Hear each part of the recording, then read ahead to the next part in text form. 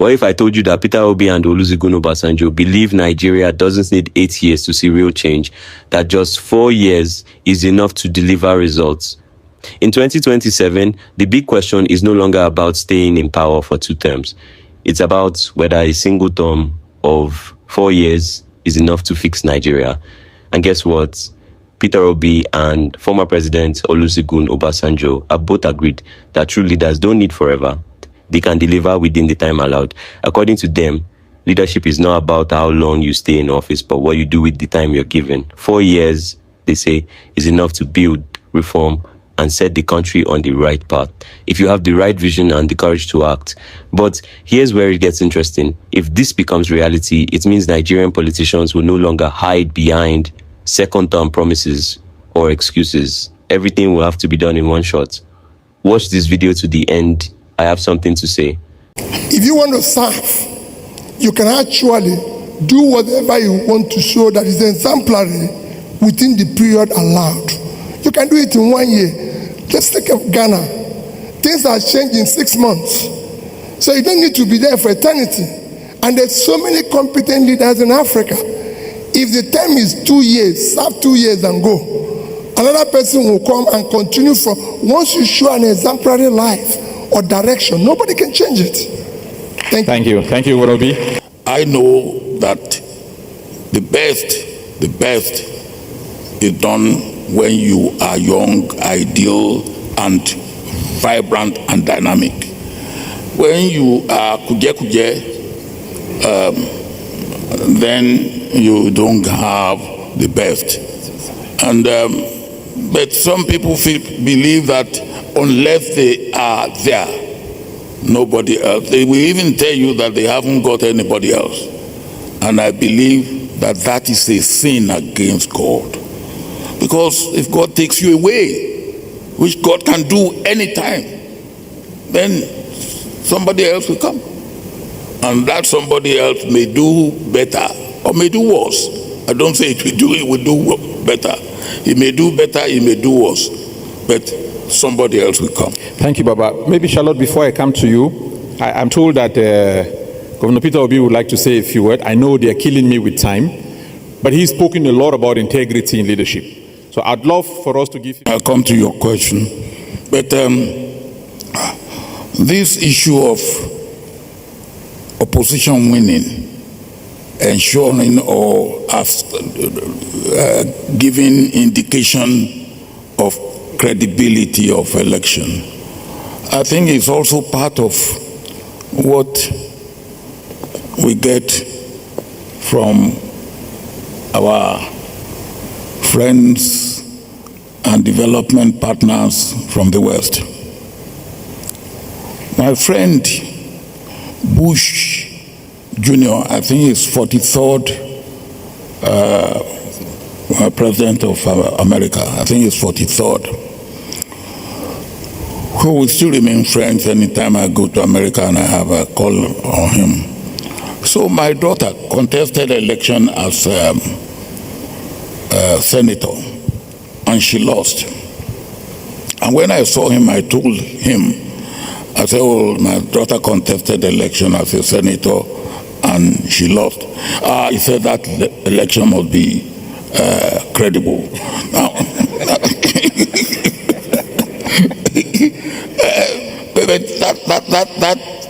that to me is not really the way that it should be looked at. But of course, that's the way that, if my daughter contested election and she lost, it means that I didn't interfere with the election and all that. Okay. So that is that.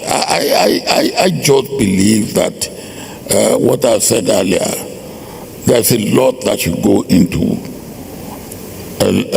democracy before election, and there's even a lot more that should go into democracy after election, and democracy dividend must be felt by everybody.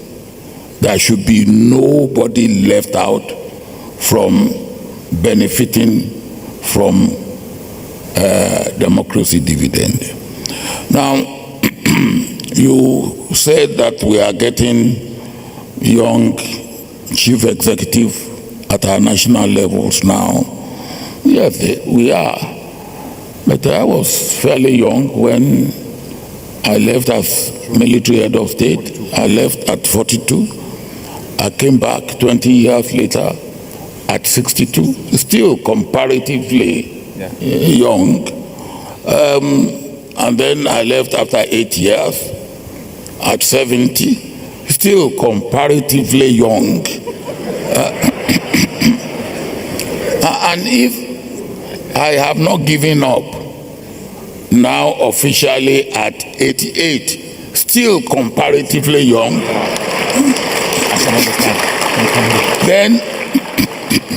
then I can say to these young African presidents, there is life after the State House. I think that's very, very important. And if they know that there is life after State House, I think they will be a little bit along the path of rectitude. They will do things right, knowing that there's still a lot of them. I have also suggested to the AU, part of the problem of some of the young ones is what do they do? What do they do if you leave government as head of state at 50, whatever? What do you do for the rest of your life? And they don't think of what to do. And I have suggested that AU should establish, there are some universities now that AU, and give them office secretary. Let them first of all write their memoir. Secondly, let them go around and give talk. For a meeting like this, you get them to come and give talk. President Mahama will make them comfortable for the 2 or 3 nights that they will be here. President Jonathan will keep their company. I think we should not let them feel frustrated or idle. I will be specific. The former president of Republic of Benin, Boniyayi, was put in house arrest. And I was really, really worried. Almost every day he was calling me, what can I do? So I wasn't close enough to his predecessor to be able to approach him. And if I approach him and he didn't respond, what do I do? So I went to President Ouattara. I say, hey, you are doyen of Francophone leaders. Why don't you handle this? He said, no. He can't handle it. So I said, what else can I do now? So I jumped inside the plane and I went to Paris. I didn't book any appointment. And I went to the Ministry of Foreign Affairs.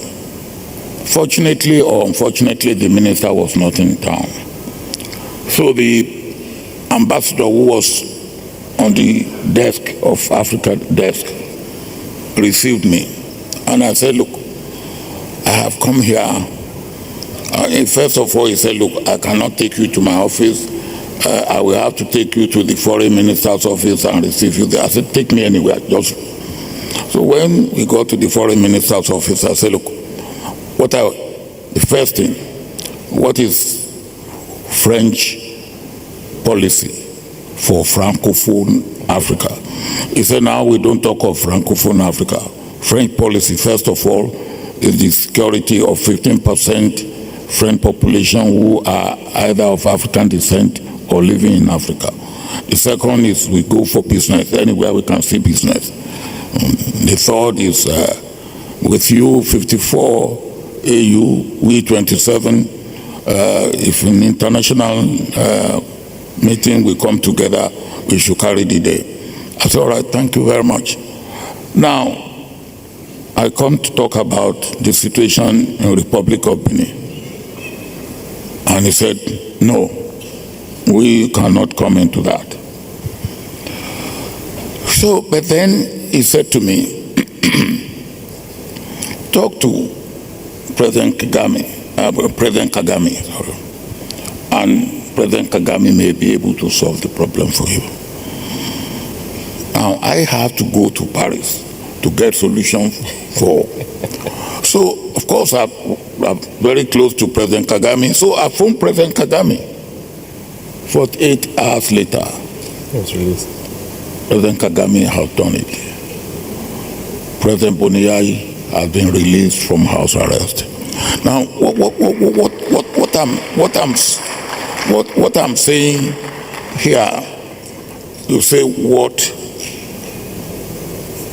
the problem of the young ones must also be of interest, not only nationally, but regionally and continentally. Yes.